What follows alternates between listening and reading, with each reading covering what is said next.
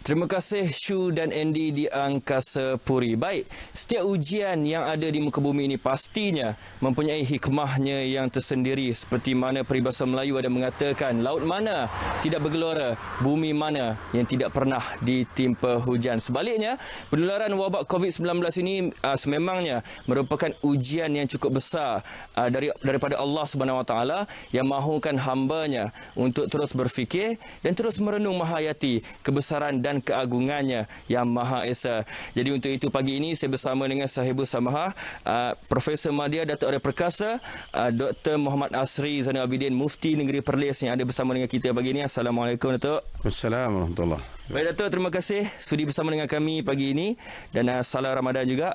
Baik Datuk, mungkin Datuk boleh kongsikan bersama dengan rakan-rakan kita yang sedang menonton pada ketika ini mengenai perihal pengajaran yang boleh kita pelajari bersama di sebalik ujian COVID-19 ini. Silakan Datuk. Bismillahirrahmanirrahim.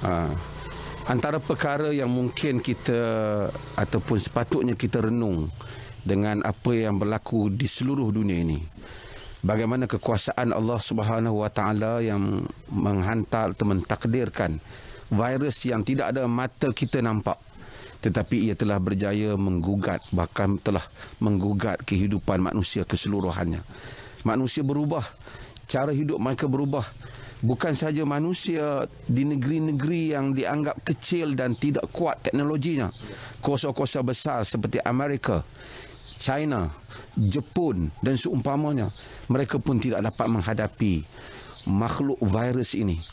Demikian itu adalah satu kesedaran spiritual awakening, kesedaran kerohanian yang mesti kita sedar bahawasanya betapa manusia ini kerdil di hadapan kehendak dan kekuasaan Allah. Ini perkara yang paling penting supaya kita sentiasa insaf bahawasanya dunia ini terlalu kerdil untuk menghadapi kekuasaan Tuhan yang Maha Besar yang boleh menakdirkan apa saja. Ya. Dan Datuk, bagaimana pula caranya untuk kita muhasabahkan diri kita dalam melalui dunia yang sekarang dilanda COVID-19 ini? Silakan Datuk. Ya, antara perkara yang kita perlu sedar bahawasanya akhirnya seperti mana yang disebut, saya ingat beberapa pemimpin Spain menyebut, segala usaha manusia itu tidak akan dapat memberi apa-apa melainkan bergantung kepada Tuhan jua. Manusia telah cuba dengan berbagai percubaan. Akhirnya kita akan berubah hidup kita. Kita bukan soal teknologi saja, tapi soal disiplin manusia. Bagaimana manusia berhubung antara satu sama lain, bagaimana manusia nak mengelakkannya. Ternyata teknologi saja tidak mungkin membolehkan kita selamat daripada hal ini. Dan sebab itu maka perhubungan dengan Tuhan, disiplin manusia, dua perkara yang penting untuk manusia muhasabah sejauh mana kita telah melaksanakan hal ini dalam kehidupan. Ya. Baik Datuk, sebagai seorang khalifah yang hidup di muka bumi Allah Subhanahu Wa Taala ini, apa kekuatan yang perlu ada dalam diri setiap Muslim dan juga masyarakat am misalnya yang boleh Datuk kongsikan bersama dengan penonton yang sedang menonton pada ketika ini? Silakan. Ya, terima kasih. Quran kata zaharal fasadu fil barri wal bahri bima kasabat aydin nas. Berlakunya kerosakan di daratan dan di lautan disebabkan tangan-tangan manusia sendiri. Kita patutnya memakmurkan muka bumi ini, tapi manusia telah memusnahkan alam ini. Akhirnya mungkin ini satu ujian Allah. Kita lihat manusia dah tak dapat bergerak banyak keadaan. Alam kembali kadang-kadang kembali lebih segar kerana tangan-tangan manusia sudah tidak masuk campur.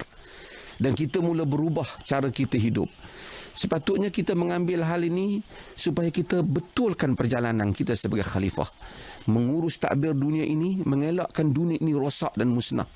Maka lepas pada ini patut manusia lebih jaga alam sekitar, lebih jaga antara kemanusiaan, lebih jaga hubungan sesama mereka dan juga alam seluruhnya. Ya.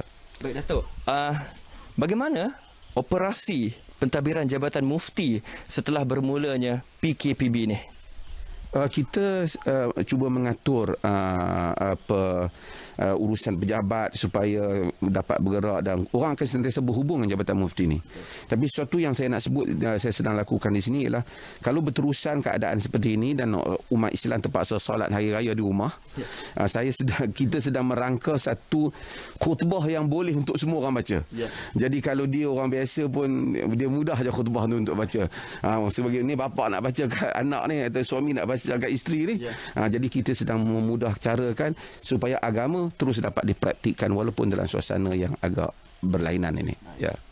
Baik, terima kasih lagi sekali untuk Datuk Mufti kita, Sahibul Samahah Profesor Madya Datuk Arif Perkasa, Dr. Muhammad Asri Zainul Abidin yang sudi bersama dengan kita pagi ini untuk berkongsikan serba sedikit mengenai perihal hikmah di sebalik ujian COVID-19 ini. Dan terima kasih juga untuk anda yang sekarang ini terus berada di rumah kerana tanggungjawab anda amatlah besar dalam memastikan terhentinya penularan wabak COVID-19 ini bukan saja di negara kita, malahan di seluruh dunia. Kami di RTM berhikmat untuk anda. Kembali semula bersama dengan rakan tugas di Angkasa Puri. Silakan.